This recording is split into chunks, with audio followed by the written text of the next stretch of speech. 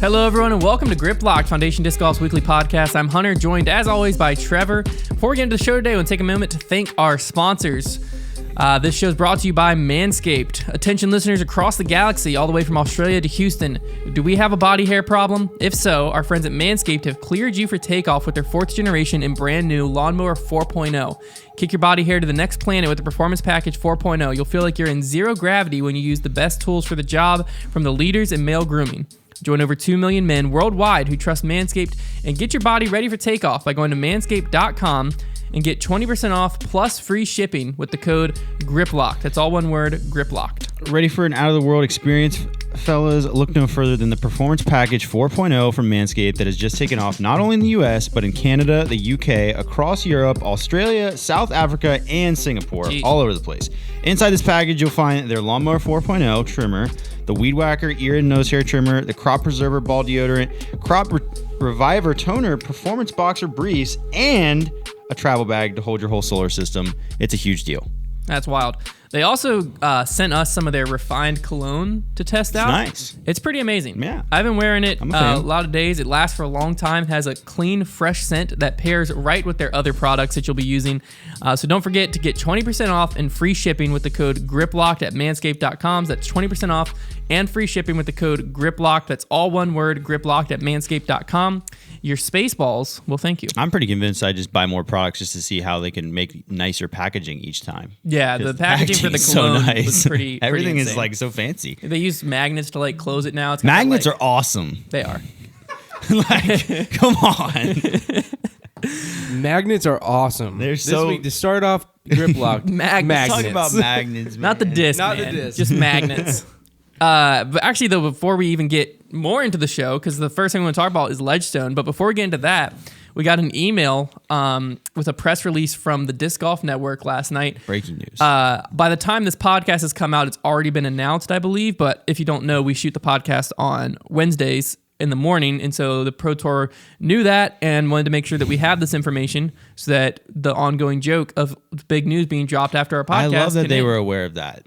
Yeah, it made me feel special. I'm not going to lie. Yeah, it that made makes me feel good. that does make me feel good. But basically, if you're wondering what the heck we're talking about, Now let me roast their media plan. well, it's not their media plan. Yeah, I know. So the Disc Golf Network, the USDGC is going to be announcing live broadcast packages with the Disc Golf Network to produce these with discount for their subscribers. So the USDGC for the past few years has been exclusively live pay-per-view event. They've been doing it through Fulcrum Media for a little while now, and they're switching this year to doing it through the Disc Golf Network, which when you first hear that, you think, oh, sick. I'm a Disc Golf Network subscriber. I'm going to get access to this. That's what I thought. The USDGC, however, still wants that same like payment plan structure they were going with. They're just using the Disc Golf Network's platform Right. to kind of present it. Their resources. Yeah, they're using Disc Golf Network's resources and everything to present it. So you will still have to pay an additional fee. You'll get a discount if you are a DGN subscriber.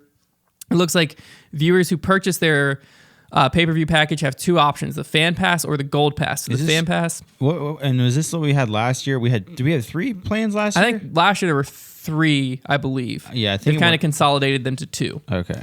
So the Fan Pass, these are unlimited, $25, get you 4 days of live coverage of the USDGC and the Throw Pink Women's Championship, exclusive access for 30 days following the event, exclusive access to the DG and bonus content, which we'll talk about that here in a second, and a US Disc Golf membership through October of 2022. The Gold Pass, there's only 250 available of these. It's $100. Also gets you the coverage, exclusive access, all of that. But in addition, it gives you an exclusive commemorative disc, an exclusive commemorative coin, and a $10 gift card to DGU. So that's kind of where that increased value comes from. It's interesting. So if I'm trying to remember correctly, is there no post-produced coverage for USDGC beyond this? No. So No. If you want to watch it, you have to pay one of these two. This is where this is interesting, because I was thinking in my head, like, as the Disc Golf Network, like, what are your big benefits of taking this on? Now, obviously, one of them being you're going to get some subscribers probably. Now, the discount that's going to save you a whopping $5 is not that big of a deal. Well, that is 1 month of your... One thing we have to remember is the USDGC was bringing live in a pay-per-view model regardless. Right. No, So now if you're it's a not DGN subscriber... It's not the Disc Golf Network's fault. Let me make that very clear. Innova, who runs USDGC are the ones that are the ones who are like, hey, we don't care if you're running this, we still want our pay-per-view model. You're not paying DGN. Yeah. Well, it might be through their software, but you're not paying DGN the $25. Disc Golf Network is, I don't know. The question is, was there any kind of payment from DGN to Innova to even get that discount, or was it like, hey, we'll let you use our resources.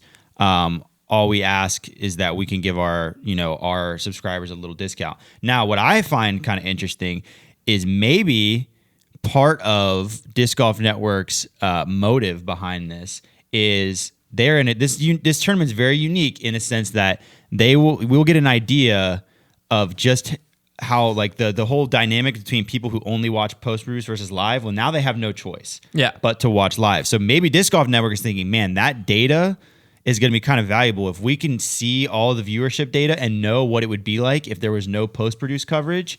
Like this is like their sneak peek into what that would be like. Yeah, it's a little different because it's a lot more expensive, but I feel like that might be a potential motive for them. Yeah. So if you remember last year, the Disc Golf Network was on site. And I think that was the plan this year. They were on site, but they wouldn't let them broadcast it. So the Disc Golf Network was doing like after the Throw Pink Women's, before the men's, they did a show and they had like highlights of the Throw Pink Women's round. And then, they talked about what's coming up with the men. And then after the men's, they had a thing. So like they had two different shows that were going on and they had highlights. And that was like, if you were a Disc Golf Network subscriber, you got to at least see that. It looks like that's staying. And here's because it says, as was the case for the 2020 USDGC, the live broadcast will be the exclusive way to watch the championship. However, Disc Golf Network will produce bonus features, including interviews, player features, blah, blah, blah. So that's like some additional content that sounds like if you're paying the $5 a month if you're a PDJ member, or $10 a month for Disc Golf Network, you'll still get some coverage and be able to keep up with the storylines and stuff like that and all the bonus stuff. But the additional $20 to get the fan pass will get you the actual coverage. And you'll get a $20 gift, $20 discount on the gold pass. So it'll only be $80. This is also kind of a smart fail-safe move on Innova's part because last year, especially during the first round, they got roasted a lot for their coverage. There's just so many issues. But by using the Disc Golf Network's team, all of the complaints are immediately going to go towards the Disc Golf Network because half the people probably won't even realize that Innova is the one still running it. Yeah. They're going to blame the Disc Golf Network. Well, I think... And Disc Golf Network, they know, just has a more solid idea of how to do live. I think that was the biggest thing last year was Fulcrum Media had some good ideas, but they were just... The audio was so bad. Well, Fulcrum Media covers Ultimate. Right. This was like their first time doing disc golf. Yeah. So they had like tested a bunch of stuff, but when it came to producing the whole show, they just weren't used to it. The Disc Golf Network's been doing it all year. Right. So I would expect there's not going to be, unless there's like signal issues, which there shouldn't be at Winthrop, there won't really be too much issues as far as like the actual show goes. I also wonder what Innova's price would have been for DGN to buy the full rights and not have to do a pay-per-view model. But I did the math on my phone just a second ago, and it was like basically, if let's say they get 15,000 people in at that $25, does that seem like a reasonable number? I'm trying to remember what they came out with. So last year, I do know this. I don't know if this is public, so I won't say the number because I can't remember if this was public or if I just knew it from behind the scenes stuff. I do know USDGC paid Fulcrum to cover it last year. It wasn't the other way around because USDGC gets all the pay-per-view. Right, because if they get 15,000 people in at $25, just the $25 tier, that's $375,000. They're going to make bank. So if that's the amount that DGM would have had to pay, something close to $500K maybe to get the full rights, it would have gained them ridiculous amounts of subscribers because that's the only way you would be able to watch it, and it would have been $10 a month for non-PDJ members, $5 for PDJ members, date your subscription. But I don't know if they could have recouped the money because there would have been a lot of people that bought it for the month and drop. Yeah. So I was thinking originally, I was like, man, I wish they'd have just bought the rights and they would have got so many subscribers, but it probably wouldn't have been worth it. I'm trying to see if I can find any statistics from last year's. It's interesting. $25, man. I did just in like my first search. It's a lot. It looks like last year's was $20. Yeah, I remember last year there was like. So it looks like there was a slight increase. I know that. Here's the thing: last year, the higher tier, the more expensive tier, was worthwhile because they were only making like 1,000 of those. Well, this is only 250 this year. Of what? the higher tier with the disc and the Right. commemorative So coin. like It's and only that's, 250. that's the better tier because you can flip that disc and literally almost pay for the entire tier probably because they're only making 250 of them. So that's kind of that's kind of what makes it interesting too. But yeah, I don't really know how I feel. Like here's like when it comes down to it, I know Innova is putting together a real probably my favorite event of the year. So like and I know there's a lot of expense involved, I'm sure, and I don't even know what's going on behind the scenes. Who knows? Winthrop University might be gouging them to use that course, and they might need this pay-per-view money to even pay for the course. So I can't really speak on that. I do think it's kind of a bummer, though, that the event that I would want seen by eyeballs outside the sport more than any other probably, or just about, is the one that's going to be seen by the least amount of eyeballs outside the sport because you have to be a committed disc golf fan to commit $25 just to watch it. Yeah. So nobody, like my buddy who I'm like, hey, check out disc golf, he's not going to pay $25 to watch. No. So that's where it's a bummer. It looks like the first time, I can't find any statistics on how much they paid Fulcrum, so that must have been in my head. Well, I know how much they paid him, but I don't think I'm allowed to release it. But it looks like the pay-per-view live streaming for USDGC started in 2019 when Spin TV provided lead card coverage, Jomez provided chase card, and then fans could have paid $10 to get lead card for rounds 2, 3, and 4. And then last year up to $20 and it was the exclusive way, and now it's $25 in the exclusive way. Yeah. I don't like pay-per-view per event. No, yeah, I don't. That's not the way. It's clearly not the model anybody's going with except Innova. I mean, Innova. Well, that's the biggest thing is this is where it comes back to there being a possible issue of a company, a manufacturer, who like a for-profit company owning the biggest event in the sport or one of the biggest events in the sport, because they can do things like this. And what are people going to say? We can't have USDGC as a major. That's like the most notable major. Yeah. And so, because if this was like a PDGA event or a disc golf, like if this was a disc golf pro tour event, they gain all the value from people buying into the DGN. Right. You know what I mean? In general. So they're not going to charge for one event because it's not their only event. Yeah. This is like the one shot, and Innova knows what they have. Right. Clearly, that's why they're charging $25 is the cheapest way to watch this. Yeah. Because they know what they've got, and they know that, I mean, people are going to pay because you want to see USDGC. Everyone wants to. So, I mean, I don't like it. I don't like paying that much for it. But at the same time, like, I'm paying it. Like, I got to watch USDGC. I'm not missing it. Actually, we'll probably be there. Hopefully, fingers crossed, we'll be there. True. So then we won't have to pay. But if I'm at home, I'm paying it. I mean, probably what'll end up happening is a lot of people will be like, get a group of 4 or 5 of you and all chip in. So you all pay like $5 and have one account and then just watch it together. You know, it's kind of like a fight, like a UFC fight where it's like $70 or whatever, but you get 10 people. So it's like, I'm only paying $7 to watch whatever go down.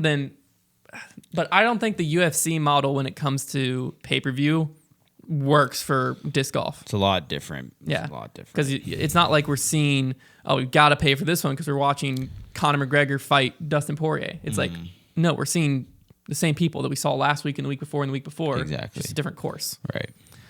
But that's the changes for this year. I do like that they're going with the Disc Golf Network just because I feel like that does at least secure a better broadcast. Right. We know people know that they know what they're doing. Yeah.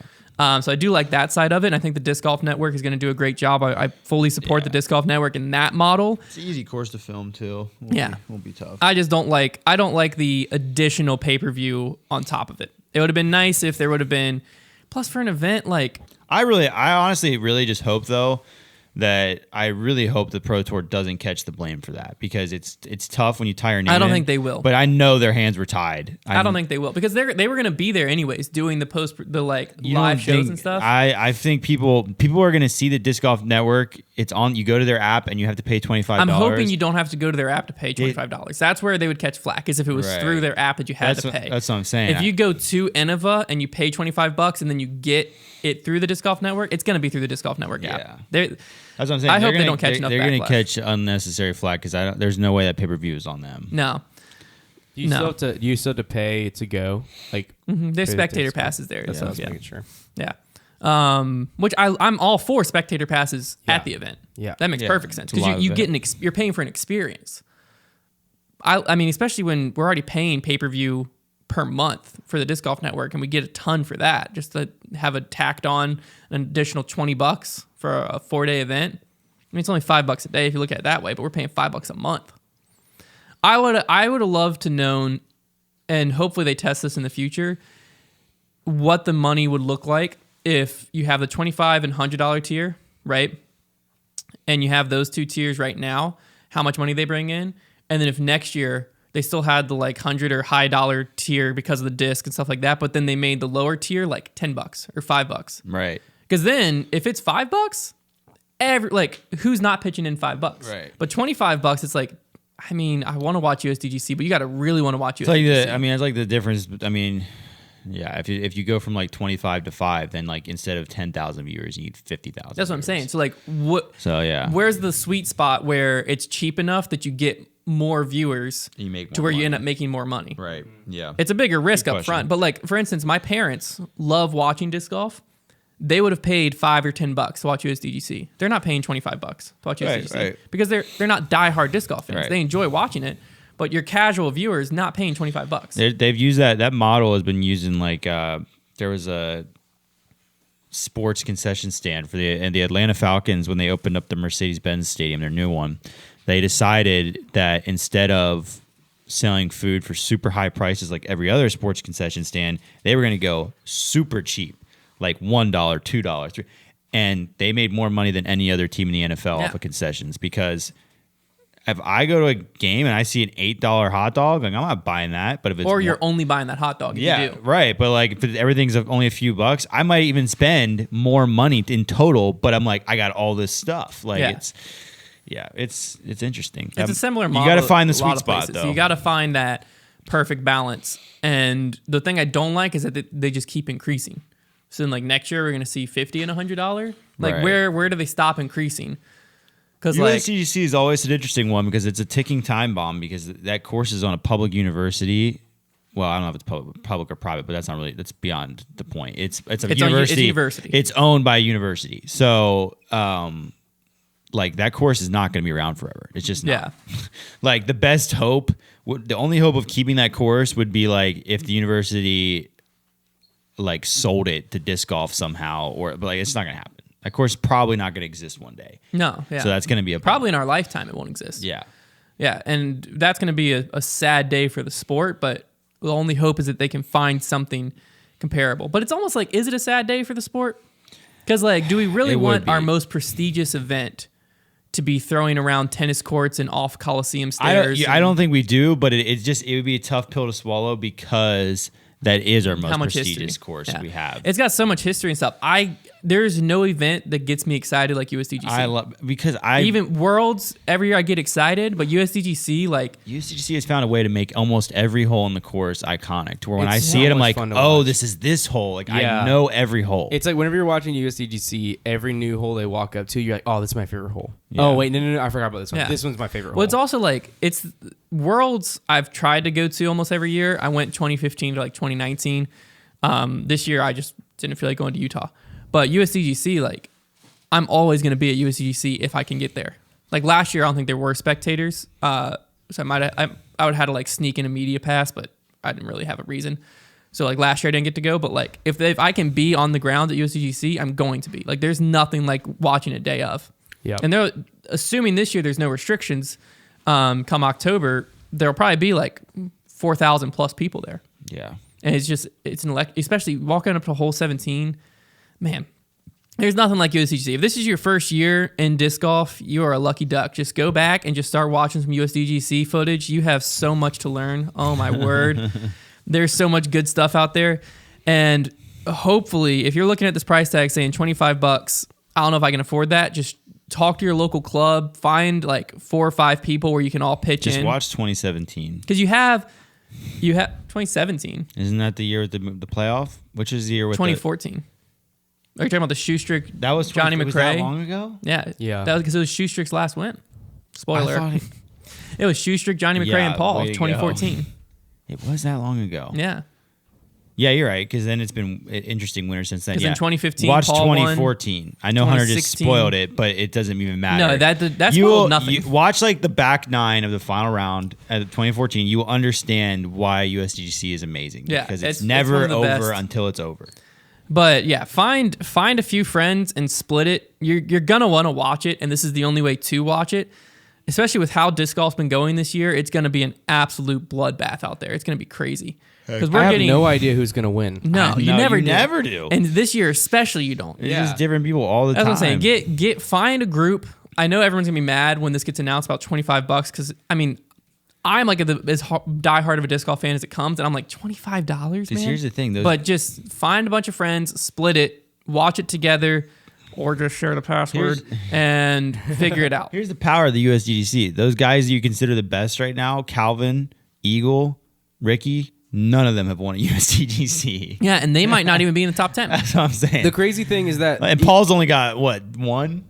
Two. He's got 2015, two. 2018. Yeah. during the time of it just being Paul and Ricky, where like you knew if one of them was playing, one of them was gonna win. Yeah. Like even there were multiple years where neither of them won USDGC. Yeah. And Yeah. that's just crazy. I mean, Sexton snuck in there. Yeah, Sexton, Big Coling, Germ and snuck in Conrad. there. Yep. Shoestrick, Conrad, Chris Dickerson. I feel like that was one of James Conrad's like first big wins. It was. Oh, yeah. Put him on That the was map. probably his I would first say big win.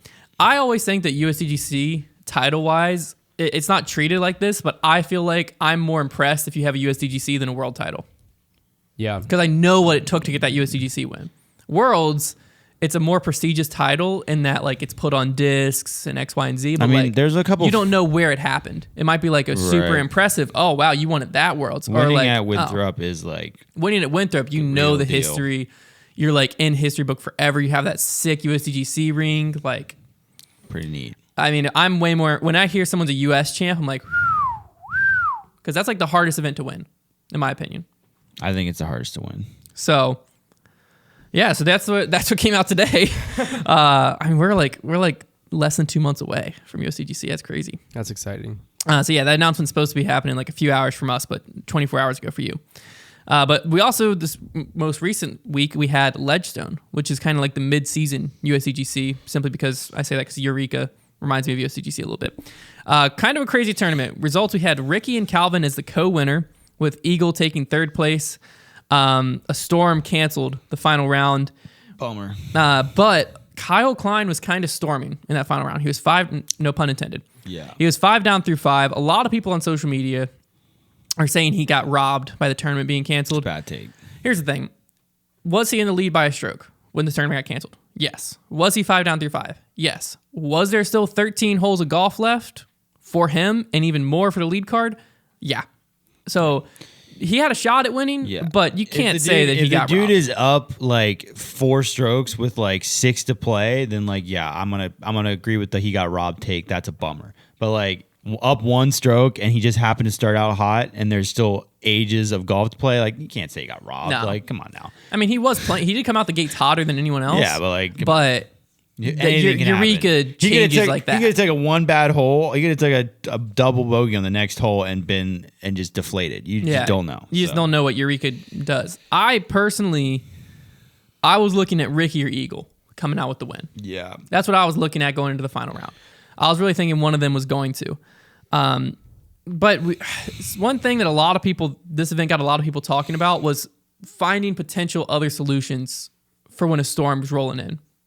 Yeah. Because there was a lot of players that finished their round or were through a lot of their round because the lead card was through like 4 or 5 holes.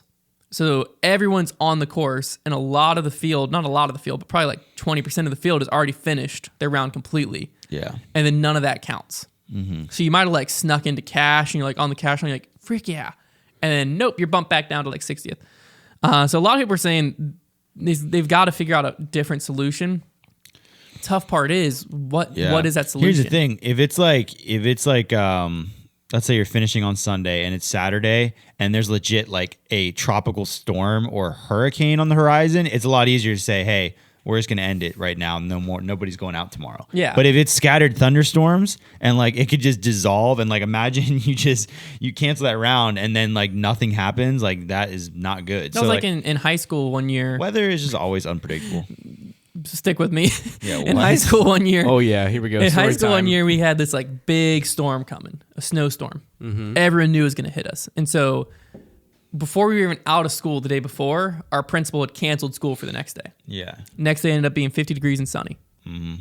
Yeah. But we were out of school, so my class just met up at putt-putt. It was great. Yeah, weather, you just kind of have to play it by ear sometimes, and it's never fortunate when weather like interferes. Like it's almost always gonna end up in like someone gets robbed. Like it's not gonna be good for anybody. It's like so you just got that's kind of just the nature of sports that take place outdoors. Yeah. What does golf do whenever something like that happens? Similar thing. They just have to cancel it. I was having there's no way around it. Yeah, I was having trouble finding examples or something. Like I didn't look super long, but I was having trouble finding examples where a round was canceled midway through the final round.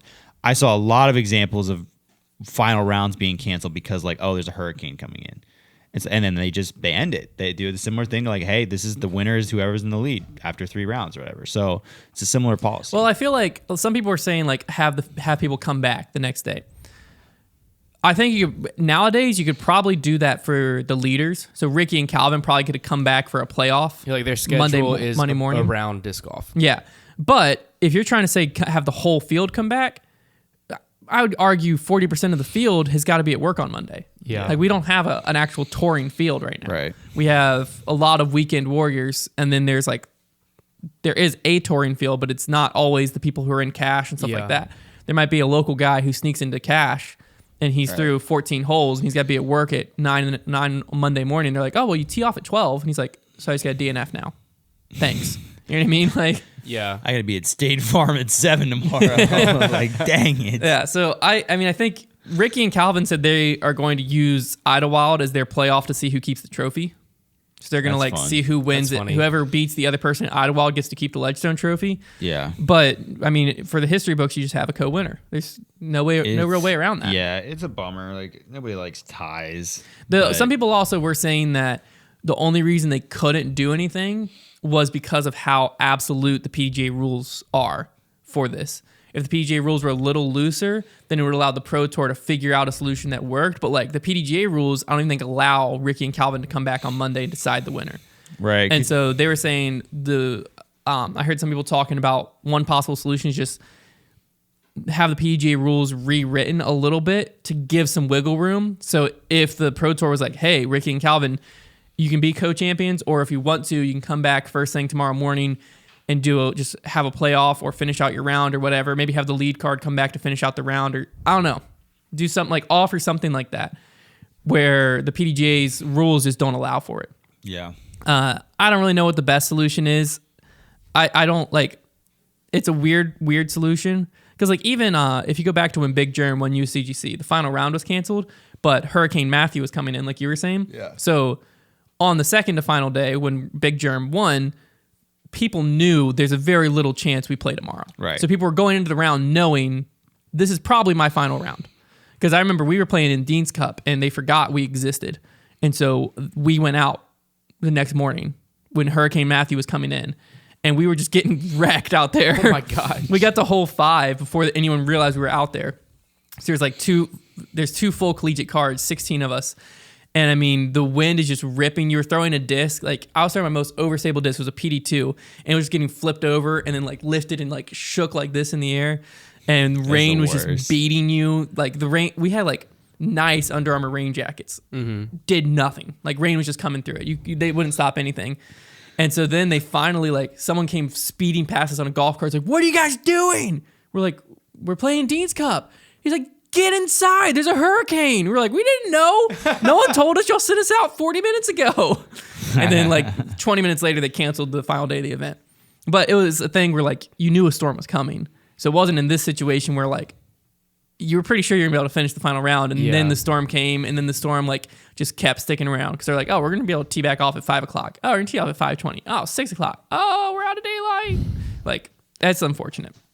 So I don't know the best answer, but the other thing Ledgestone gave us was Northwoods Black. Northwoods Gold was already something. Northwoods Black, man. So let's we have a lot of talking points on this. Why did they make that course harder is what I'm actually curious about. Like why?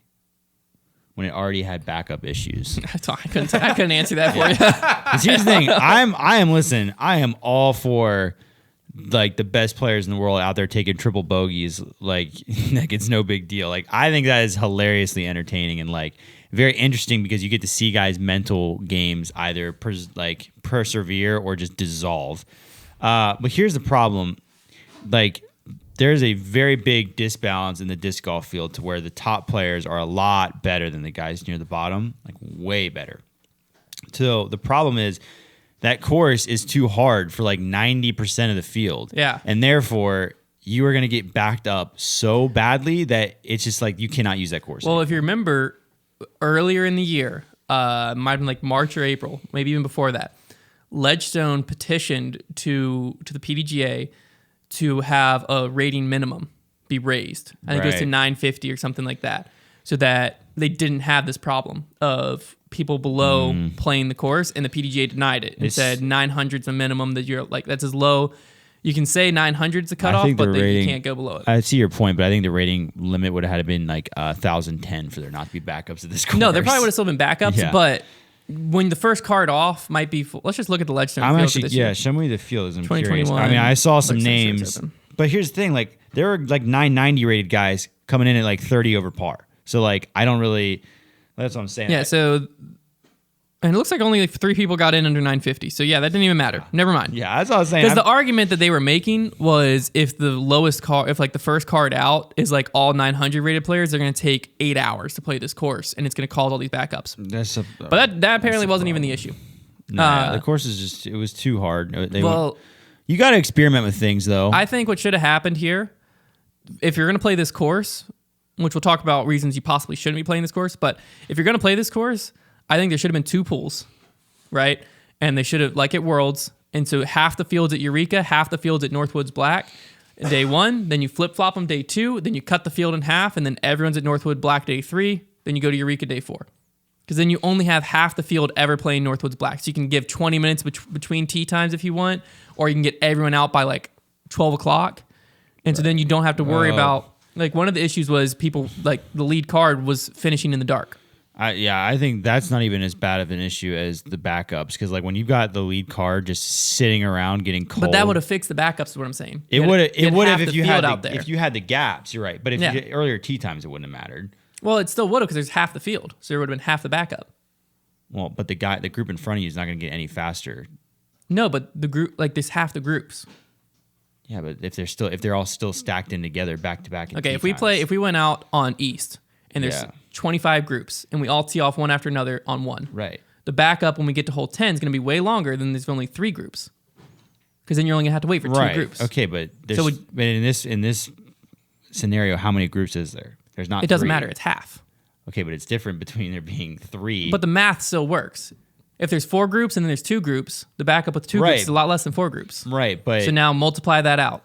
Okay, but if there's a certain amount of groups, then they can get to like half of the course like quicker, so like it can stay congested when there's. Like, but the backups would have been less. Slightly, I think spacing. I think spacing them would have been the big. Either way, it allows no matter what, half the people on the course would have made the course play faster. There's no way around that. Slightly. I don't think. How is this the argument we're getting into? I'm just saying, like I don't think like I think the course was just too hard. I think this is like what it comes down to. I disagree. I think you don't think the course was too hard for the top players. No. Okay, but the top players make up like 5% of the field. Well, that I know, but that's where we need tour cards and stuff like that. To where a lot of people aren't on. Even tour. if we had tour cards, a lot of people who are 980 to 950 wouldn't be on tour. They wouldn't have been in the event. But then how many guys do we even have in the event then? Like you got to have enough players. So that's where we get. You don't though. Why? Why do you need enough players? If there's 100 tour cards. There's not 100 guys who could have played that course well. There's not. But that's a lot better than like 150. I just think that like beyond like and then you have top, 100 and you split the pool 50 and 50. That's only 10 cards. 10 cards aren't causing a lot of backup. I mean, go to the standings though. Like the guys beyond like the best players were getting absolutely wrecked out there. But that's not we're talking about 2 different things. I'm talking about the amount of players changing the speed of play. I'm saying that the bigger issue is that the course was just way too difficult. So there was 167 players. That's an absolute bloodbath. There's 167 players. How many finished under par for the tournament? 68. For the tournament? Yeah. Well, that's a little unfair because of Eureka. How many? 26. 26 guys could finish under par. But that's irrelevant. I think it's quite relevant. I don't think that has anything to do with what I'm talking about. I'm talking about this playing speed is ultimately sabotaged because of that course being as hard as it was. Yes, that's part A of the problem. Okay. Part B of the problem is how many players are playing that course at how hard it is. Okay. I'm trying to solve part B while keeping part A intact. Okay, so you still think they should play Northwoods Black? Well, I think they shouldn't because of the coverage issues and stuff like that. But if it was just an event and there's no coverage and it's to challenge the top people in the world, yeah, I think Northwoods Black is a great course for the tour. Okay. Because I think that there's other solutions to fix the backups than making the course easier. Okay.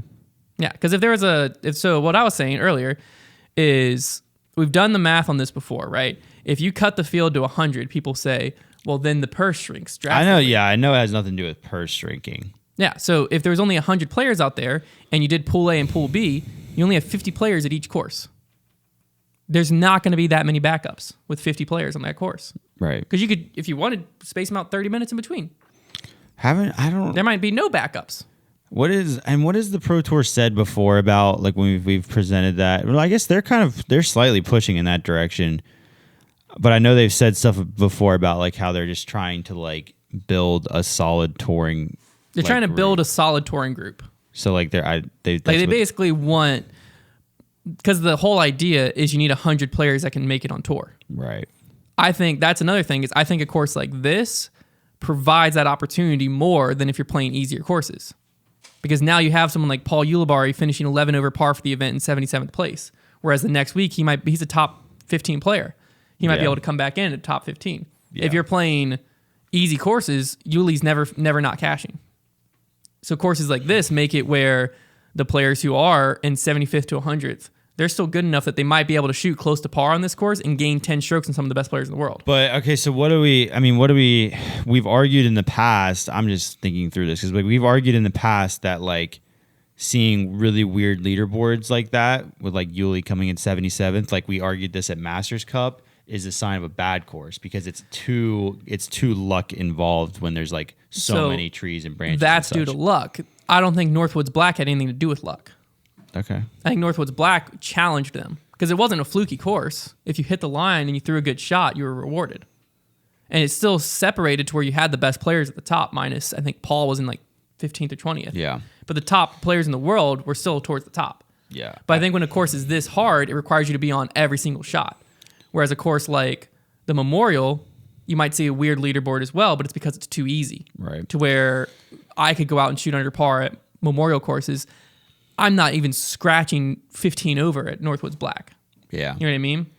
So it's a separation in a different way. Yeah, it's interesting, like the course difficulty model, because like when it comes to, you basically have the options of either playing super tight wooded courses like Northwoods. I don't feel like Northwoods was super tight though. I think there's like a lot of OB and the landing zones were like 375 out there. Well, okay, so like when I think of tight, I'm thinking Virginia and North Carolina golf, where you got like our aisles are bigger than some of the gaps you got to hit. It's pretty tight though. Like I feel like that's a lot of the misses I was seeing were guys missing, tight lines. Am I wrong? Well, I think we should have a different definition of tight. But that doesn't matter for your point. I'm just saying. Okay, so I'm just saying, like you have that model of like that making the course difficult, or like open courses, like their defense is like the bunkers and like ropes getting in tighter. Yeah. And the only difference from like a viewership standpoint is like, as like hardcore disc golf fans, like I don't mind watching a guy slap an early tree and have to scramble. But I wonder if, as the sport gets new fans, like if they'd prefer seeing the disc fly, because even if a guy throws a shot OB, at least they're like watching it through. Because like woods golf is a lot harder to film, to where like you're going to see a little bit of the disc, and then if he throws a bad shot, you might not even see where it lands. If he throws a good shot, it's going to cut to a second camera, and he's trying to catch it around a corner. So it is a lot harder to follow the path of a shot. So I just wonder, because like it's harder to follow, but when it is successfully followed, I think it shows the movement and what a disc can do a lot better. Because like if you think of, Because like in the open, you're throwing a lot of times they're throwing either You're just saying basic flex shots or throwing hyzer. Because there's more creative lines. Yeah, so it's more Right. defined. Like the disc has to do this. Right. Whereas in the open, players can just be like, oh, I'm throwing a hyzer. Oh, now I'm throwing a forehand hyzer. Yeah. To where it can get boring. Whereas in the woods, they have to flex stuff, or like Drew Gibson was hyzer flipping that neutral mid. No, he was hyzer flipping his Z Buzz all over the place, just like beautifully, right? And so that was a way more satisfying to me to watch than you put Drew Gibson in an open field and he's throwing hyzers with a destroyer. Right. No, yeah, it's just a very delicate balance. I mean, because like I enjoy watching wooded golf more because I think it's just like I get tired of the open courses as well, and I think like the woods can be a separator. I think it's just going to get interesting. Like obviously in this case of Northwoods, you know, we can talk all we want about Northwoods, but really what it comes down to is they can't film the front 9 of the course, and that is on live. Right, and that's a no-no. That's a no-no. Well, yeah, that's the thing is like you cannot have an event on your tour where you can't film 9 holes of the course. That's just if like the a deal Pro breaker. Tour didn't put so much emphasis on Disc Golf Network, and the Disc Golf Network being one of their entities and a big revenue driver and stuff like that. If the Disc Golf Pro Tour's media plan looked like it did a few years ago, where post-produce was like the main way they were pushing and live was just an added feature, then sure, go to Northwoods Black, because you're going to see it on post-produce, and that's the main thing they're pushing. But they're driving all their fans to try to get them onto the Disc Golf Network, and then to be like, oh, one of the main events, one of the main courses that we've hyped up all year, people have been talking about how hard Northwoods Black, you're only going to see the back 9. Yeah, I was like I mean, imagine just picture that in any other sporting situation. Like, oh, by the way, the first quarter of the Super Bowl is not going to be on. Like, you're going to have to just watch that in like the highlights, but then we'll show the rest of the quarters. Yeah. Or like it's absurd. Because that just drives people away. Because it's absurd. I like, just went. No way I wanted to see that. Northwoods Black the whole course, so I watched post-produce this tournament. Yeah, I watched the scores live. Yeah, but then I didn't really care when they were on Northwoods. I didn't really watch the live round because I don't want to just. I missed 9 holes. I got to miss half the round. Some guy might be like in the middle of a tantrum, and I'm like, well, what? I missed the whole story. Yeah, why is he here? And so I just went and watched Jomez after because so that's what I wanted to watch. If that's not, and if I'm watching that. With how much of a diehard live disc golf fan I am, I have a hard time believing that. I mean, I'm sure people turned on the back 9. If there's not a solution for that, and they keep going back to that course, then they're making a big mistake because that just doesn't add up. It's just that's what I'm saying. If they're not going to put emphasis on Disc Golf Network, and that's not a big plan, it clearly is. Then sure, go to Northwoods. You know, who cares? Yeah. But when you are pushing so much the Disc Golf Network and live disc golf lives here and blah blah blah, but then you're like. One of our main events on tour, one of the biggest purses, one of the like hardest courses. We're promoting it all year. You're not going to see half the course, and it's you can't do that. It's another one of those cases probably where I'm sure they got pushback from Heinold and Ledgestone because I'm sure they take a lot of pride in Northwoods because it's such a hard course.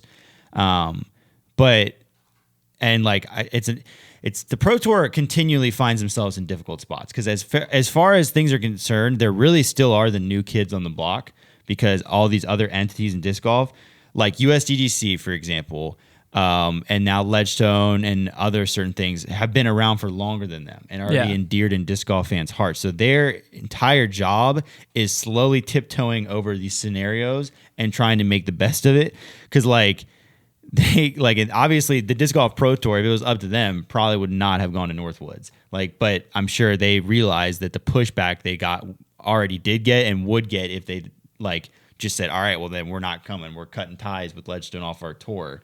So they're just in a very difficult spot. The Disc Golf Pro Tour is, and I think they're probably doing the best they can. But I hope that they would at least talk to them and be like, hey, we can do this one more year, but in the future, we really need to think of a new plan. If I'm the Pro Tour, I'm like, hey, let's find a new spot and let's even throw some money into a course and make an even better course. Let's do something that we can cover that's going to be just as iconic. We still have. That's the thing people forget too is there is still so much time to make new courses an iconic part of our sport. Our sport is so young. Ledgestone, how long have we been playing at Northwoods for? Few years. I think 2018 might have been the introduction. It doesn't. So clearly, 2019. It doesn't take long. It really takes 2 years of playing a good course for it to become endeared in disc golf fans' hearts, and for them to be like, oh, they're going back to wherever. It's not that difficult. We just need to leap sometimes and make it happen. Yeah. I mean, one other thing that Northwoods, I think we got to talk a little bit about what is the future with courses like this in general. We talked about some of the points, but one thing that just speaks to the difficulty of this course, right? We talked about Yulee was pretty far over. Yeah. But when have we ever seen Paul McBeth shoot 6 over across 2 rounds at a course with neither of his rounds being under par? He went 4 over and then 2 over. Only thing that came to my mind was 2019 USDGC when he was like 10 over par or something in 60 something place on a bad ankle. But I mean, that's also USDGC, so like that's gonna happen to players. He was having a bad time. Just straight up course that's like not ropes everywhere. Right. I mean, I was watching on, I think it was round 2's back 9. Paul gets to like that par 4, like 15 or something. He just kept picking it up. Dude, he chucked his first shot straight OB, steps up, thinks about it a little bit, throws a forehand Anheuser, also straight OB. And then by that point, he just like, apparently off camera, he like punched his mini and did a few other things, like throwing a little bit more of a tantrum. But he walks up to the next lie, just sits his bag down, grabs his Raptor and just chucks it straight into a tree. Then walks up to that, picks up a putter and just chucks it to like 25 feet and taps out a triple bogey. And I'm like, I have never seen a course break Paul. I think like it literally just broke him. Like he didn't have a care in the world at that point. I don't know for sure if it was. I think like obviously the course being difficult took a toll. But I think I'd be curious to hear his opinion if he like actually thought the course was bad or if like I think the circumstances were what was really getting to him. I think he was already starting to struggle, and then the fact that they're literally playing against daylight and like there's all these backups was just like starting to boil up. Yeah. So I think that's what happened. But yeah, like I mean, I can't really like I would have probably been super frustrated too. So yeah, I would have been like 35 over at that point. Yeah, it's I just tough. think I like the thing I like about Northwoods is the score separation because you have Calvin 7 under par and this is one round. Calvin round 2 7 under par. Kevin Jones 5 under. Drew Eagle, Andrew Marwee, Joel Freeman 4 under. And then you have on the other side, Paul McBeth 4 over, Adam Ham is 5 over, Paul Ulibarri 12 over. So like, where do we ever see score separation against the top 20 like that? Right. To where you go into Northwoods on round 3, everyone's in it because it could have very easily been Calvin day 2 shooting 4 over and Paul shooting 7 under. I just wonder to where they're just right back in it. The only thing I wonder is here's what we know about disc golf is that the best players in the world are coming in like the top 5 every single event, right? So we know for a fact that they are consistently good. That is not there's not a question that they are consistently playing well enough to come in the top 5. So if you take that to this course and you see that they're getting separated by that much, but they are always playing consistently good enough to be in the top 5, it's either one of two things. It's either A, their mental game goes out the window because that would lose their consistency, or B, I already had 2 fingers up. B, it's because the course has too much good break, bad break involved in it. See, that's where I don't think Northwoods did. Here's the thing. From what I saw of it, there was a clear defined line. They were asking to throw demanding shots, and I think it got to players' heads. I don't think in the sense of like unfair fairways. I think in the sense of whenever you have a ton of trees and you're in the woods, there's sticks, there's stones, there's all this, there's just a lot more good and bad breaks involved. When you're playing on a flat, and I'm not saying this is a bad thing. This is a part of sports. Like I'm not like coming here condemning this course for that because every course has some essence of luck. But like if you're playing on a flat golf course and you're throwing into the fairway, first of all, you're not going to hit any trees because like think about disc golf. You hit a tree square on, it might plop you right down inbounds. You might miss your line by this much, kick a little bit of the tree and kick 60 feet out of bounds. Key there is you missed your line. Right, but the other guy missed his line too. He just got a good break. Yeah, but then once you miss your line, luck's involved. Once you miss your line with the OB line, luck's involved. That's what I'm saying. You hit your line, you don't have to worry about luck. There's just more good break, bad break involved, which I think is why we see some of the scoring separation. But I don't think that's a negative by any means. Didn't say it was. I'm just saying I think that is attributing to the scoring separation is because when you get into the woods, all of a sudden, like you throw a perfect skip shot and it hits a rock and doesn't skip or something like there's just a lot more of that involved. I don't think it's a problem necessarily. Like it is what it is. Like that's woods golf. Like it's always been the same. And you know what? 3 of the premier players in our game, we're still at the top of the leaderboard at the end of the day. But I do think like that has to do a lot with it because when good break, bad break, stuff like that is involved, that's when the mental game really goes out the window. Yeah, well, that's where I think I would be curious what some of these scores would have looked like if the field would have been split to Pool A, Pool B, and the backup issue solved. Yeah. Because I wonder how much of it was... Because Paul, it didn't... Like, when Paul took that triple bogey, normal Paul throws OB on the first shot. Yeah. He recovers on the second shot. Right. Very rarely do we see Paul go OB, throw another shot directly OB, throw a shot directly into a tree. Like it was a snowball at that point, though. that's what I'm saying, is that was a mental break. Right. That wasn't the course screwed him. That was a mental break. Yeah. Because he cared less about his score and more about getting off that hole. Exactly. So I think that's where, like, how much of these scores were the course being that hard and how much of it was the backups on the course causing this issue. Yeah. To where I still think that... I think, honestly, at this point, I'm pretty sure it's just a mixed pot of everything. Yeah. And probably for different people, different reasons. Yeah. So I think the course itself, if they can solve the coverage issue, is good. Very polarizing But course, that's for you've sure. you've got to get half the players off that course. You've got to go to a pool system and have a cut. That's a solution to me. But and here's the thing about the pool system, though, is it brings more weather questions into play. You can't worry about weather when you're planning an event. You can't control it. But you can't control it, but you can make it easier to deal with. What would have been the issue with weather? Let's say the wind is real bad one day. One group's in the woods, more in the woods. One group's more in the open. The group in the open gets torn up by the wind. The group in the woods doesn't. You can't control that. But it's more of if you're at normal courses where you don't have to do pools, that's a more avoidable situation. The thing about the weather is you have to do everything you can to control situations surrounding the weather, so that the uncontrollable factor of the weather is the only thing that is out of your reach. Eureka is always windy. I've never been at Eureka. I've been there like 2 or 3 or 4 times. I've never played that course and it not been windy. Okay, I mean, you hear what I'm saying though. Even like heavy rain in the woods is not as bad as it is in the open. Like you gotta make sure you gotta keep the variables away from the tournament as much as you can. Okay, but then you can argue if Calvin has a 7 a.m. tee time and Ricky has a 2 p.m. tee time. That's already a problem we have in the sport. But I'm saying now you're adding another one on top of that. Okay, but what's the bigger problem? The backups making this round take 8.5 hours or a little rain? Problem solved. Don't go to the course. That's my ultimate problem is just don't go back. If Ledgestone was only at Eureka, I wouldn't like the event as much. Don't go nearly as much. There's more disc golf courses in all of that state than 2 courses. I can tell you that much. And in Peoria though, there's not like Northwoods is just. I love the having players play a wide open course like Eureka and then Northwoods. Maybe just cut the field in half. Don't even go to pools. Just have it. I don't have a problem with that either. Just have the field be 90 players. There you go. With 90 players with the same added cash, the winner's going to take home the same amount, and less people will be paid out, but less people are playing. I'm okay with that. I just think that you got to get people off that course. That's my thing. You got to have half the people on that course, whether it be pool system or half people are playing it. The issue with the pool system is you got to find somewhere else for FPO to go. Yeah, but you could probably have FPO go to Eureka because Eureka you can get the whole field on and off that course. So have the FPO field play Eureka and Sunset, and only MPOs go into Northwoods. There you go. Solved. Boom. Speaking of FPO. So many problems left unsolved.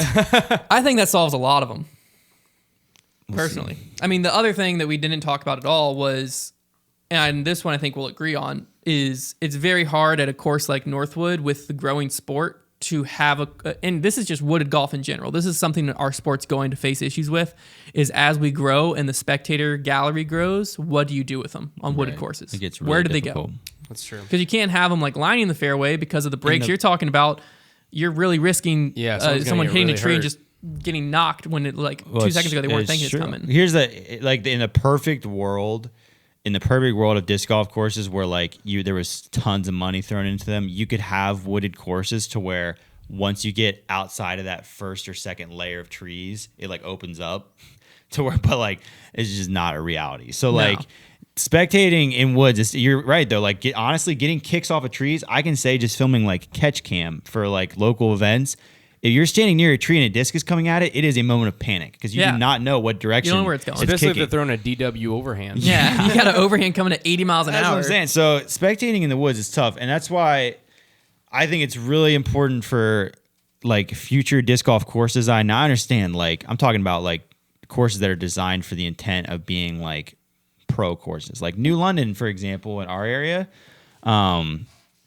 there's a pretty solid mix of holes that have like some trees and like tight fairways. Well, the good thing about New London they're pretty open though. is it plays parallel to walking paths. Right. To where it kind of naturally is cut into where we can have spectators behind the pros. Yeah. And then on the walking path on the left side, and they're a solid true. 10 feet into the woods. that is true about New London. There's a lot of room behind wherever you're walking. But Well, that's the thing at Northwoods is there was some room behind, but some tee pads, like I believe it's hole 2, they don't let spectators in because you only have like 20 feet behind the tee. And if you're trying to cram 3,000 spectators in there, obviously that's not going to work. But then once you get to some of the back holes, like, yeah, they're all there and there's enough room for them to be standing there. But if you're 3 rows deep in that spectator crowd, you're not seeing anything. right. And they don't really allow you to go up. I don't know what the spectator answer is. the spectator thing is not really going to become like even if there's problems with it, it's not really going to become a huge factor until there are companies paying good money to like be the host of an event and they're selling tickets to where like people are being promised things. Because that's when you're going to have to start dealing with customers. Because right now, people are going to disc golf events are kind of just accepting it for what it is, and they're just there because they're big fans and they're having a good time. Yeah. Well, Ledgestone sold tickets. Right, but I'm just saying, like, You had to pay but to be even there. those guys buying the tickets, like, they're big fans. You know, they just want to see these pro disc golfers. They're starstruck. But like, when it gets to the point where you're selling, not only when you're selling like just base tickets, but like different packages, and there's different like levels of access and bleachers and things of that nature, like. It eventually, hopefully, the sport gets to that point, and like that's when spectators becomes like a main focus of the event. Whereas right now, it's kind of just like, yeah, we got to worry about crowd control. We'll sell tickets, but it's not a main focus of the event. It will eventually become that. Well, I think that's just going to be an issue with even like the East Coast swing we're about to go into, because courses get more and more wooded when you come over to the East Coast. That's a future difficulty is right now with, you know, anywhere from 1,000 to 3,000 people at most of these events, spectator wise, it's a little bit of an issue, but it's a manageable one. Right. When that number hits 10,000 people, like how are you fitting 10,000 people into Northwoods? Right. You're not. You know what I mean? And so then like, is it something where like you sell a VIP pass where only 2,000 of them get to walk the course with them, and then 8,000 just have to stand in that kind of open field space? But is there even room for that? And That's what I'm parking saying, at some of these too. parks? Like, if I'm running an event right now, like I'm thinking if I were to start an event right now, my goal was to get it on the pro tour. My biggest, like, that's one of the things I'm considering very much. Like, if I'm trying to future proof my event, I'm picking a course that A is owned, probably not on a public park because we've seen issues with that. You know, I'm looking for private property that I can lock down and that isn't like interfered with by other things. I'm looking for spectator friendly. I'm looking for something that I can change the course a lot. So enough property that I can move things around as the game evolves, like USDGC, like changing design of some of their holes to make it more difficult. Like those are the things I'm considering to where, you know, I can get it in, because you say like, well, they can do that down the line, but we talk a lot about course prestige and how it needs to happen in the sport. It's very good thing for the sport to have course prestige. Then you need to think about it, stuff that's going to happen 20 years from now, right now. Yeah. Like that's just what needs to be a part of the thought process. Yeah. It's definitely an interesting situation we're going to get into. But back to the FPO, we had Paige Pierce dominating the field, winning by 11 strokes, with Missy Gannon coming in second, Sarah Hogan coming in third. Now, the question that's on everyone's mind, we got to ask it. Is it a coincidence? No, Kristen, no problem. That Paige wins by 11 right when Kristen Tatar goes home? It's not a coincidence. I don't think so. I don't think that it has anything to do with necessary, like, the rest of the field compared to Kristen. I think it's just Paige knew going into this event, like, hey, I want to beat Kristen. So she had more confidence and then therefore played a much better game that pulled away. She probably would have beat Kristen playing like this. Yeah, I'm not gonna sit here and say like, oh, Kristen would have destroyed her if she was here. Like, no. But I will say, I guarantee you, if you're Paige, it's like you're going to play the Lakers in the finals and LeBron's injured. Like, I think you have a little more confidence. Hey, we can do this. You know, like you're going to an event and the girl who's been beating you week after week is no longer there. You're feeling pretty good about yourself. Yeah. So like, after you get that's not how, guys. That's not how this works. That's not how any of this works. Yeah. Did we bring too much logic for you, Connor? I'm sorry. No, but like that's my thing is I think if Paige played like this, Kristen wasn't going to beat her. Yeah. My argument is I don't know if Paige would have played like this if Kristen was here. Definitely would have been a little more nervous. It would have been. There's no way to know. But the rest of the season's definitely going to feel weird without Kristen. or without any of the European women, because like now when there's a win, it's like, oh, okay, well, would Kristen have beat her though? Or like, well, what would have happened if Kristen was here? Like we're missing a big chunk of talent. And we're going to actually get to see a lot of this talent on display at the European Disc Golf Championships going down this weekend. Yeah. Because it's going to give us our first, well, not our first look, but now that we've seen what Kristen can do against the USA FPO field, she's going back and playing against Evelina and Henna this weekend. If Evelina and Henna beat Kristen, then like, man, look out, USA, because when they get back, like they're gonna stomp everybody to the ground. So it's gonna be very interesting to see what the scores look like between Kristen, Henna, and Evelina, because Evelina right now is the number one ranked woman in the world. I don't know if that's changed. Actually, let me make sure that hasn't changed, because she was, but now Paige is one. Yeah, Evelina is still the number one ranked woman in the world. UDisc, without ever seeing them next to each other, gives Evelina a 53% chance of beating Paige week in and week out, and they have Kristen at number 3, right? So if Evelina actually goes out and beats up on Kristen a little bit, no one can say that Paige Pierce is the best women's player in the world. You can't. Yeah. There's no way, because Kristen beat her twice in a row, and then if Kristen goes and loses to Evelina, which prediction time, we weren't really doing prediction for the European Disc Golf Championship, I think Evelina is going to beat up on Kristen. I don't know if she's going to beat up on her, but I think she's going to win. I'm really excited to see I think it already started. Did it? What am I doing? The middle of the week? It's Wednesday. Yeah, the middle of the week. Yeah, I think it's a 4-day event. Well, yeah, 4-day events usually start on Thursday. Let me search Simon. Through Sunday. No, I'm pretty sure it's Wednesday through Saturday. Interesting. Kind of like USDGC. Those Europeans, man, they just don't even care. USDGC is Wednesday through Saturday. Literally the biggest US event. Yeah, Wednesday through Saturday. That's weird, though. Like, why? Yeah, see, they're already through one round. Simon Lizotte, Marvin Tetzel, Linus Carlson, and Niklas are all tied at 10 now. Just for like the sake of FPO. Spectators, like why would you not have here you go. Events round 1 is over. Weekend? Round 1 is over. Evelina's in the lead by 1 stroke over Henna Bloomrose, by 1 stroke over Kristen Tatar. Oh, shoot. So 1, 2, 3, it goes Evelina, Henna, Kristen. Through 1 round. Now, what about the open scores? Because there's a really interesting Well, that's what I just said. field. So we have Simon, Marvin, Linus, Niklas all tied for the lead there. And then where's Seppo at? Albert Tam's in 8th. Silver Lot, he was just over here. He's in 11th. Looks like some of them are still playing. Oh, some of them haven't even teed off yet. Some haven't teed off. Vino McKellar is going to be a big name to watch for. He hasn't teed off yet. This is at Franz Ferdinand. This is where Kona Peach Day was. This is going to be covered on Spin TV. That's one of my favorite courses. Yeah, I'm very excited for this. So like we're going to all want to watch that, because you're going to get to see a lot of the European players that like we don't really know how good they are. Yeah. And then you're gonna that's what I was looking at this field, and there are some names that I have not heard of that, like, if you use ratings, they're pretty high rated. Stack up pretty high against our current Pro Tour field. Yeah. Like, let's just look at the rating. I mean, this whole lockdown's been going on, like all this COVID That's stuff. true. These guys just been getting better and better over there. And there's also been a bunch of like young people over here in the US getting crazy good. The same thing's happening in Europe. We're just not seeing it as much. So, like, Marvin Tetzel's 1050 rated.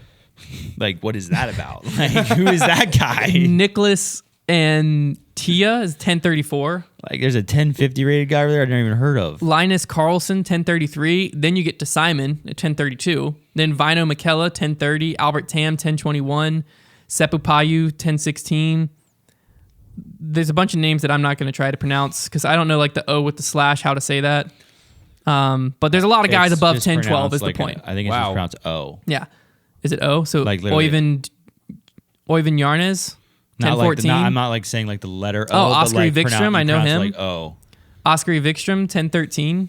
Like, there's so many people over here that's like, we've heard their names kind of in the past, but they're like good. I think it's going to be very fun to see the coverage of this event, but Yeah, that's especially FPO. FPO, the full field is off the course. So the round 1's over, and Evelina's first, Henna second, Kristen Tatar third. I think whenever I first got into disc golf, Kona Peach Day was going on, like, at that time. So it was like the first thing, like, one of the first events that I like followed. Yeah. And I just remember thinking that it was like the coolest thing. That course is sick. Yeah. I was seeing Simon, I think, was posting stories of him playing with UC. He might have actually done a practice round out there with UC. Mm-hmm. And I was just like looking at the course. I'm like, oh, like, it's like a nostalgic feeling. I don't know why. I think it's because we didn't see it last year. Yeah. It just made us like miss it. Mm-hmm. Man. So I'm definitely excited for that. With that being said, though, it's time for the fan favorite segment, Trevor's Trivia. What do you got? All right, so we're gonna do one I haven't done in a while. It's gonna be a this year in disc golf. Oh, So here I'm we gonna go. read out all the clues, and then you're gonna give me your best I'll have to guess tell you what year it is. as to what year all this stuff It's happened. 1997. No, What if he that ruined was your guess. the And game? Hunter loses, and on to the next. What if that segment. ruined his game? He's like, yeah, it was. That would be really annoying. All right. I'm going to read all the clues before you guess. So, Steve Brinster climbs to 4th in the world rankings. David Wiggins Jr. wins Amateur Worlds in the Advanced Division. R Pro Plastic is released by Innova. Katrina Allen has her rookie season. The Innova Wahoo, Latitude 64 River, and Pro Discus Jokery were PDGA approved. Sarah Stanhope wins the FPO World Championship. I'm saying this is 2009. What's your guess? Yeah. 2010. Dang it! Wow, that was close. That was really good. I was going off Brinster As soon as you said Innova Why are you Wahoo, going off of Brinster? because he was like high up at USDGC and stuff like that around the 2008 to 2010 era. I thought that would throw you off and you would guess like around when he like 2013 because that's No. when he won. It was earlier than that. Especially David Wiggins, I thought won AM Worlds when Paul played, but it must have been the year after. That year of AM Worlds 2010 was crazy because you had all these future stars. Like Wiggins won advanced, but then Wysocki won under 19. Seppo won under 16. Paige Bierkes at that time, now Paige Shue, won under 16 girls. Like there were all these names that I was like, oh my gosh, like, AM imagine like, stepping into that field. Looking at retro AM Worlds is always fun. Have you ever looked at 2009 AM Worlds? I think that's when Paul came in like second. I have not. AM Worlds. And that field, I think it was that. Probably Yuli was in that field. Is this the one I'm thinking of? Oh, this is when Ben Askren played. Let me just search Paul. Let me go back to Paul. AM Worlds, I feel like if you look at AM Worlds fields from the past, it should be a pretty good indicator that like the AM Worlds going on right now, like those guys are the future because like it was a pretty clear indicator back then. Now David Wiggins Jr. was not the was future. Paul like 2005? When did he play? The only difference is I think that Oh wow, yeah, Paul was 2005. How old do you think this guy is? Okay, here we go. So like Devin Owens, Paul Ulibarri, James Conrad, Paul Macbeth. Trying to see if there's any other names in here. And then let's go up to, that was in an advanced. Paul didn't play advanced apparently. Let's go up to advanced and see what like. Okay, advanced, I recognize no one. That was pretty underwhelming. Do you example. think that In Paul's division, there was like there's two world champions, James Conrad and Paul Macbeth.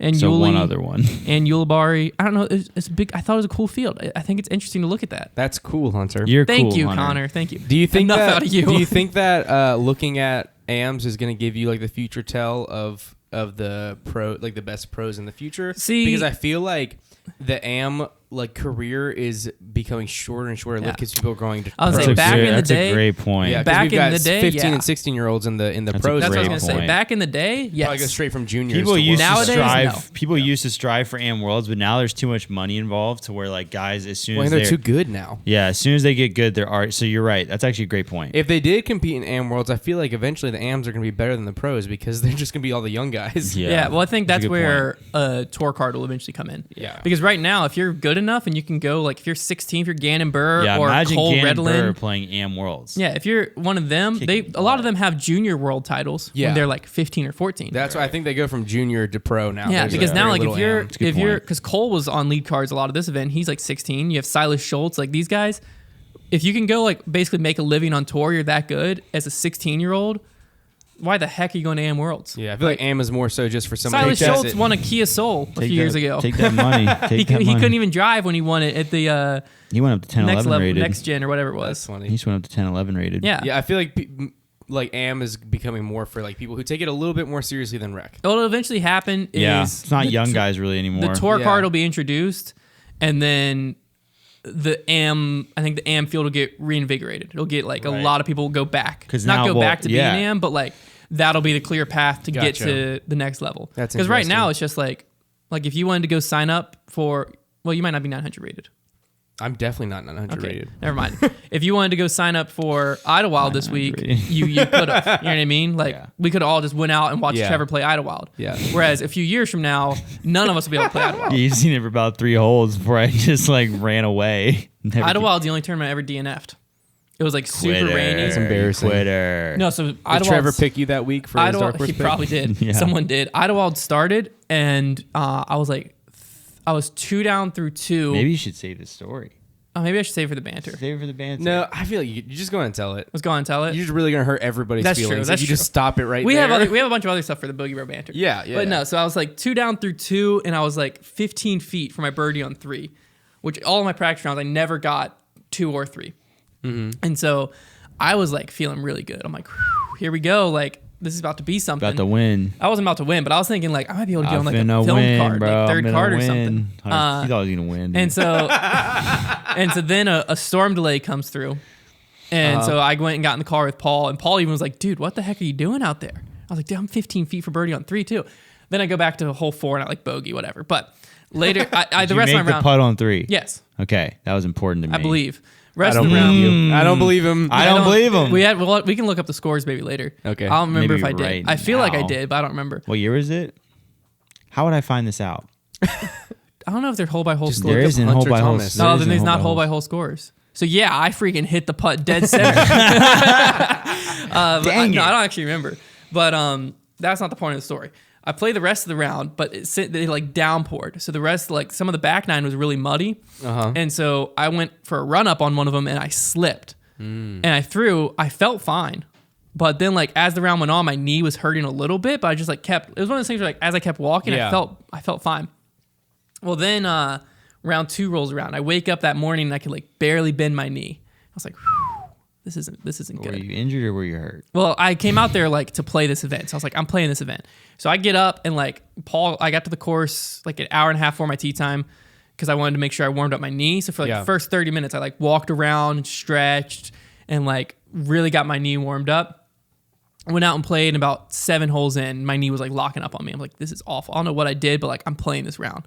Finish out the round. I think I actually shot better on a bum knee the second day than the first day. I sprained it. And so then I got back to the hotel room that night, and I was talking to Paul, and he was like, "So how's your knee feeling?" I was like, not great, but like I think I can play tomorrow.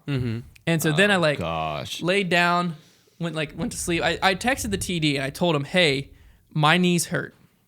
I was like, I'm like 90% sure I'm playing tomorrow, but what's easier for you? Like if I wake up in the morning and I have to DNF, will that cause a big issue? And the TD responded like, no, like you're an early card out. It's just going to be a threesome. It's not going to cause a big issue at all. Wait till the morning and make your decision. Because if it would have been a big issue, I was just going to drop out because I wasn't in cash. I didn't care. I didn't want to make the TD You didn't want to have a make it headache. more difficult for anybody else. Yeah, because like I wasn't sure if I was going to play or not. Good person alert. I woke up in the morning and my knee was like the size of a volleyball. I looked down, I'm like, oh no. And I like went to stand up and I couldn't put weight on it, like at all.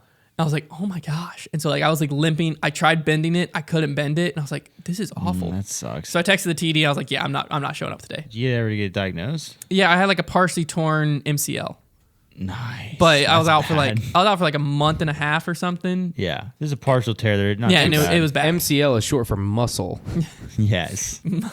Yeah, but no, it was, like it hurt to walk for a long time, but then eventually just got better. Good for you, man. That was a That's riveting great story. Yeah. Yeah. So, but before we get into Idlewild, Brodie has blessed us with yet another Twitter take. This dude is just sitting at home, just rattling off Twitter takes. Spewing out the Twitter takes. So this one says, when the commentators continue to root and cheer on players' shot and then put a cringe GIF, GIF. Here's how I think the only way this is going to remain civil is I think I am in a civil mood. I'm very civil mood too. So like, do you want to go first? Do you want me to go first? I don't believe either of you. Do you want to go first? Do you want me to go first? I don't care. 'Cause I say what we just you present your points, I present my points, we move on. This podcast has been on a while. You're probably gonna have to get heated over this tomorrow night. If I with feel Brodie. it get too heated, I'll mute you. There we go. We give Connor muting power. Connor, you're the moderator. I don't know. for I'm this. just saying. I if give we, Connor if muting we power. agree to just shut up while each other talk, then it Well, no, won't because get I it. want to discuss it. I don't know that I want Well, let's to. agree. No, Let's I'll agree to just shut feel up it while out. each other talk. I'll just feel the emotions, and if it's I don't getting think I'm going to toxic- discuss it very Let's long. just agree that we're not going to interrupt. We're not going to get heated. We're just Okay. going to present our points and present counterpoints if necessary. I don't think I even care to present a counter. Okay. If it starts to become toxic, So then you want me to go first? I'll control it. Go ahead. Yeah, you Okay. go first. So here's my thing. I might have to put earplugs in. No, so This guy's so stupid. we just said we weren't going to interrupt. Don't worry, I No. muted him. Here's the thing.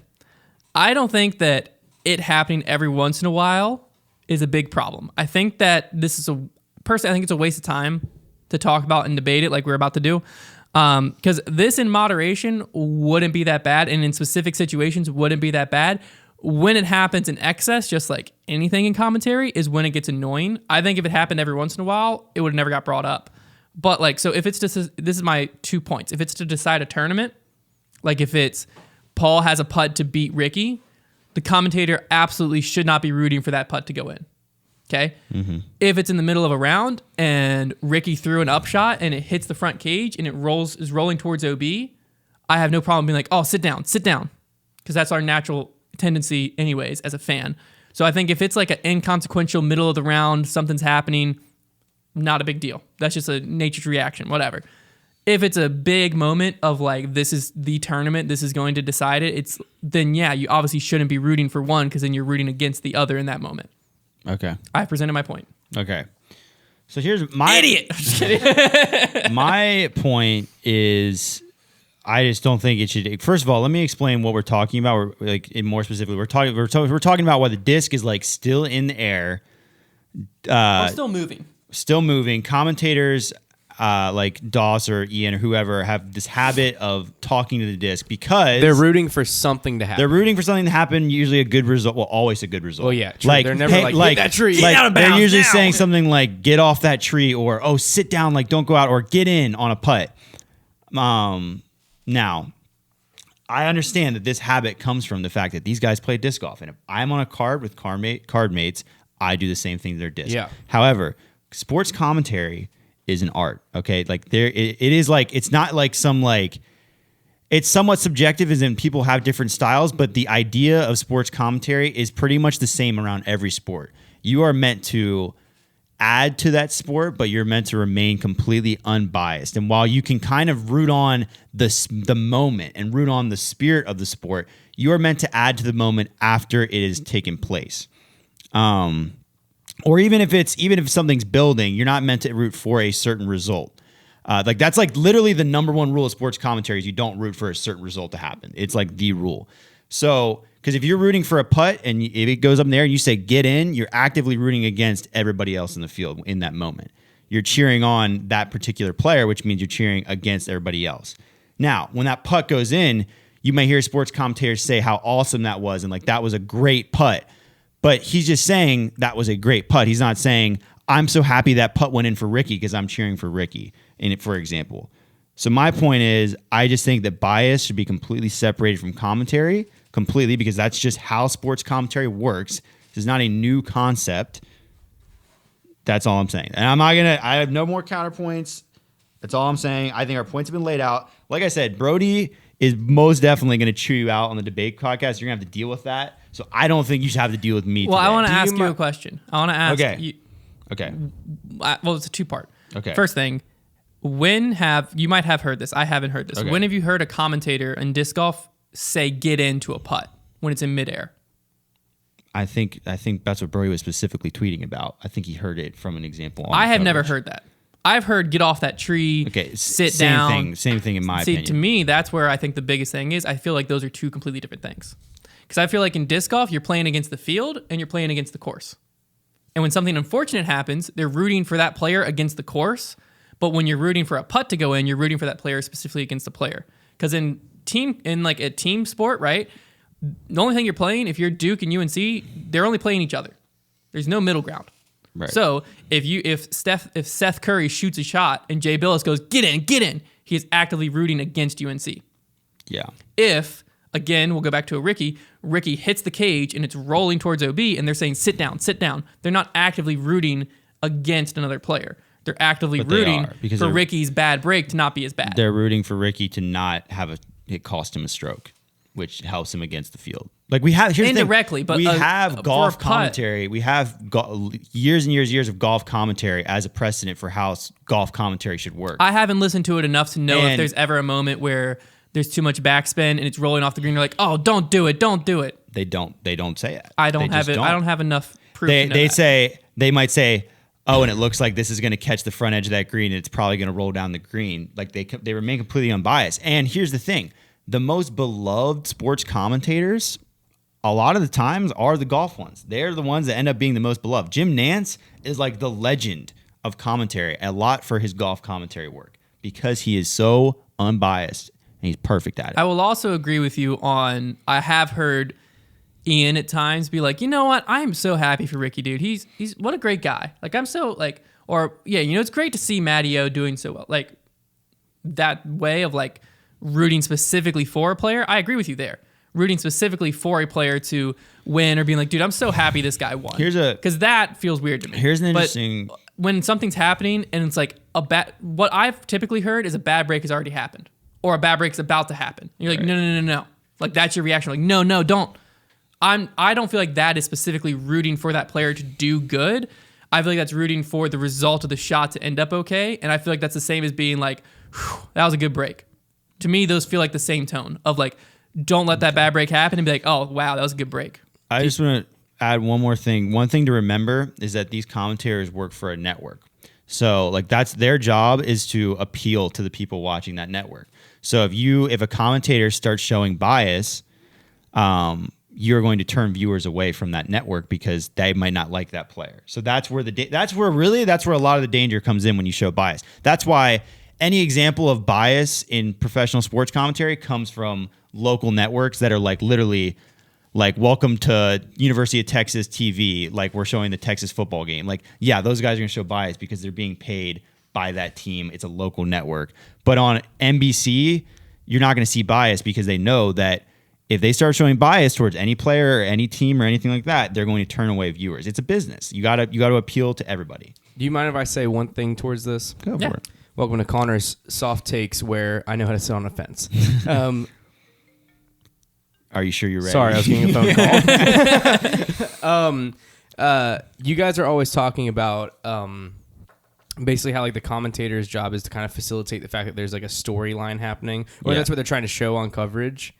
And like that's another reason why they would like talk really softly whenever somebody's putting, because they're like building the tension of like that's what's happening on the course, and they're just being a part of that. They're matching the emotion of what's happening on the course. Yeah. And so, how would you find a way to show that emotion and show the energy of what's happening on the course, but not root for or against something? So like, is there a line between rooting for just cool golf to happen? So this is where that's a really good point. So this is where the difference in, like in my example, is golf commentary versus disc golf commentary. This is where how you build to the moment. There's like a lot of famous calls where it's not necessarily the things they're saying, but like you mentioned, the quiet voice, it's the tone. So like in the Tiger Woods, or like let's say a golfer hits a shot, an important shot in a big event, and it's heading towards the pin. You might have a commentator. Like a lot of times they'll have like guys that are green side and have a better view of things happening down on that hole. And you might have David Faraday down there and he goes, and guys, this one is headed right towards the pin. He did not root for anybody. He just told you it's headed right towards the pin. And he said it in an excited voice because he's excited about the moment. And you hear that and you're like, oh my gosh, I'm getting chills right now. It's going right towards the pin. Like would his tone not be him rooting for that player? No, he is just matching the moment, but he's not rooting for the player. He's just describing what's happening. That's all it is. He's not saying like, because guess what? If that same shot that's really good hits the flagstick and bounces 100 feet away, he's not going to say, "Oh then man, he would be I disappointed." Feel so bad for him. He'd be like, "What is right saying? off of What's it?" he saying in that moment? I'm not trying to argue. I'm just curious. Like, what if it like hits the flag in that moment? He's Like going to say that it was a tough break, but he's not going to say anything related to like that's a shame for that player. But what I'm saying like is, would his tone be disappointed when he's saying it's a tough break? I don't really know, but I think that's beside the point. Is it bad to say that's a shame for that player because you're not being biased? It is a shame for that player. You're not saying I'm happy or upset about that, but wow, that rolling OB, that's a shame for that player. I think it's better to say like that's a bad break, because that's more of an objective statement than saying like you gotta draw the line between you're describing what happened and you're taking a stance on I am feeling like sharing feeling with that player, like I am like basically showing that I'm caring after that player. You got to Paul threw just barely off the fairway and he got an unfortunate unfortunate break, because that's the other thing is these commentators.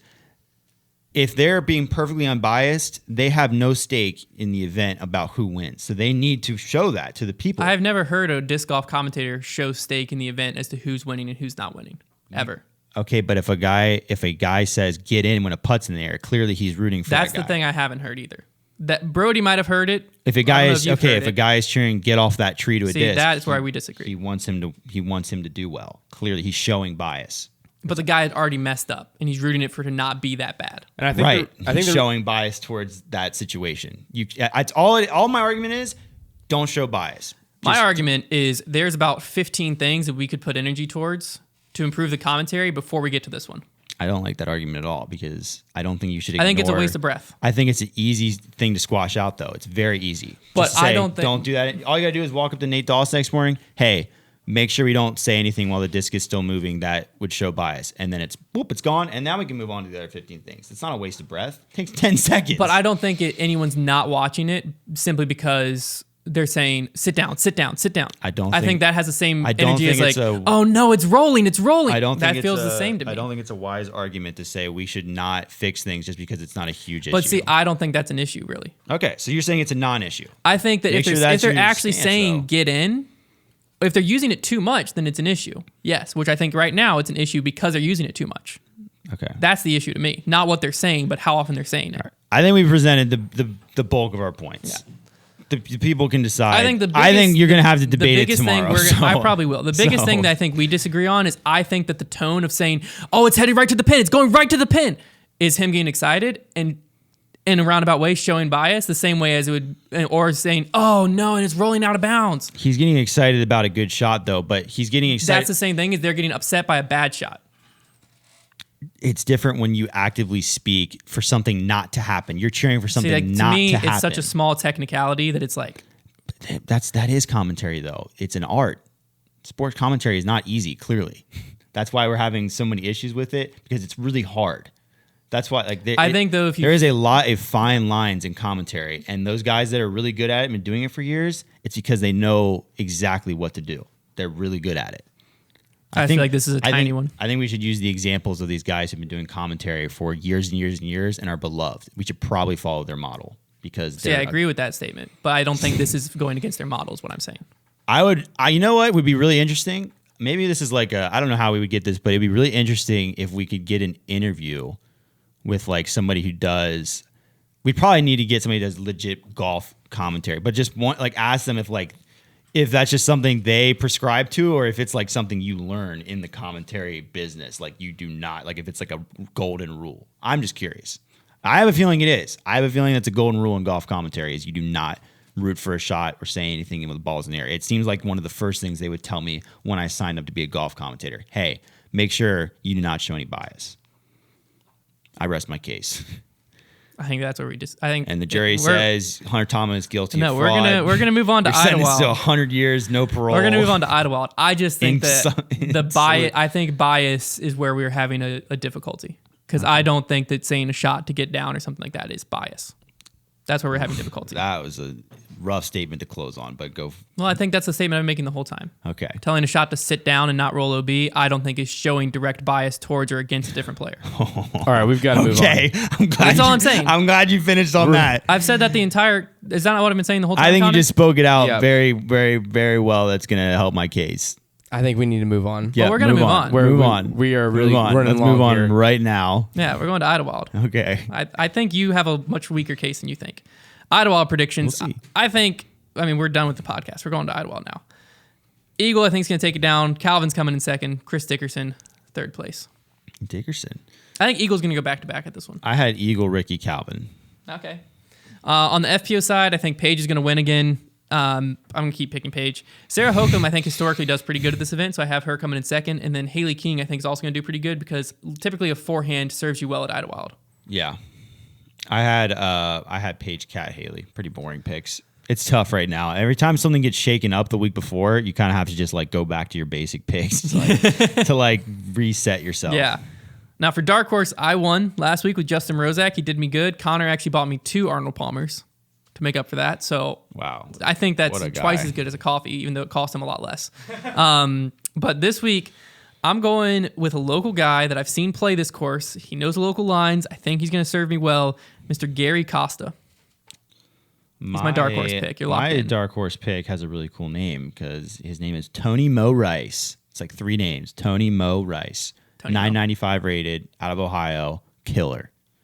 Probably in a lot of trouble. Although I'm on like a 2-week streak now. So like the curse, I think I may have passed on the curse to Connor. You might have. We'll see what Connor takes. So I decided this week was going to be my last week of like, because like the past few times I've been like not paying as much attention to the person that I'm choosing. While the first few weeks I was like researching them. And I think it's why I was doing well my first few weeks. So this time is my last week of like not really looking too much into it. And then next week I'm going to start doing my research. So that's what gets you though. I was doing research, man. Well, I think we're opposite in that then. Well, this week I'm going to choose Nicholas Long. Why'd you choose Nicholas Long? You just randomly pick his name? I won't go into too much detail, but I said out loud, I'm going to choose the first person with this number in their PDGA number. And I scrolled down until I saw that number. I will not go into more detail. I respect that. If you want to just look up his number, you might find out. You can wine and dine Nicholas Long all you want. All right, make that call. So, Trevor. Come on, man. Trevor, here you go. Painting you in a scenario. You're playing in a tournament with a new player who clearly doesn't know the rules. Clearly. He steps up to his lie and decides to flip his disc instead of marking. Texas flip. Texas flip. So you decide he's a new player. It's his first tournament. You're not going to call him on it. No. But instead, you're just going to walk up to him and like let him know, hey, you know, you need to mark your disc the rest of the round. Grow the sport. You know, Yeah. I literally have probably done that in that exact thing. Someone else on your card blurts out, oh, come on, that's got to be something, right? And proceeds to try to call him on not marking his disc. But he doesn't know the rule or the penalty. So what is the penalty for him not marking his disc and being called on it? Do you have to get a second for that? I'm just curious. I don't think that has to do with anything. That doesn't have to do with it. I'm not actually sure. That's not what I was asking. What's the Let's just penalty say- for let's just say if you incorrectly do- marking your disc? Yes. What happens to him? Oh, so like the real question is that I want to say flipping your disc is there, because if there's a rule specific to flipping your disc, that's where it gets interesting, because flipping your disc, you've legit moved your lie. So in this situation, what's his penalty? Right, because I would say like if you put down something that wasn't like a approved marker of some sort, that's probably a whole different penalty. Potentially, probably shouldn't be. It probably should be the same, because technically if it's not a qualified marker, you're still just picking up your lie in any case. But in this one, you are very much moving your lie. So, man, you might even get it. You get a misplay, I bet. Okay, so what's that? A misplay.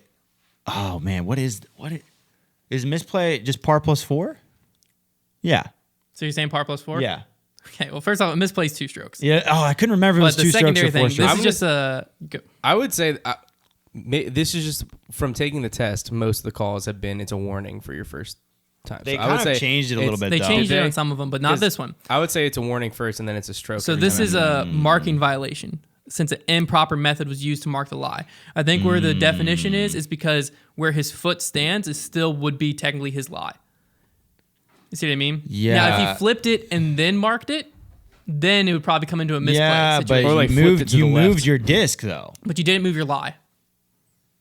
If you would have marked it, that's where your foot would be. Your foot's still in the correct place. Yeah, it's You still technically you marked. technically marked it wrong. Look, I agree. Like looking at it, like it's not really a problem because his foot didn't move. But like based on the fact that he moved his disc, Well, I think that's where That's if where, he like, I get a if he little- like flipped his disc and then put a mini down and picked it up, then it would be a misplay. Then it would be an issue of moving your lie.